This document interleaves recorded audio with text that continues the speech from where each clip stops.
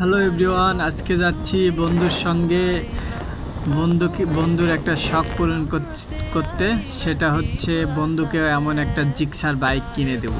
So চলে আসলাম, আমার বাইকটা সার্ভিসিংয়ে দিলাম। পাশে যেই বাইকটা দেখতেছেন এটা বন্ধুর জন্য সিলেক্ট করলাম, নিয়ে নিলাম। এখন চেক দিচ্ছি বাইকটা কোনো প্রবলেম আছে কি না।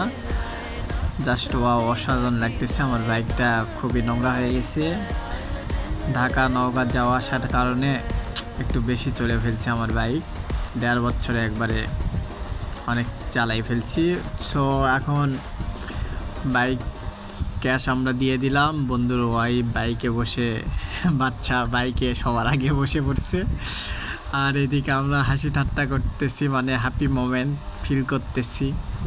আর এখানে প্রসেস চলতেছে, সব কিছুর কাগজ আমরা রেজিস্ট্রেশনও করে ফেললাম, রেজিস্ট্রেশনের টাকাও দিয়ে দিলাম। এখন ছবি উঠাবো আমরা সবাই আপুর সঙ্গে।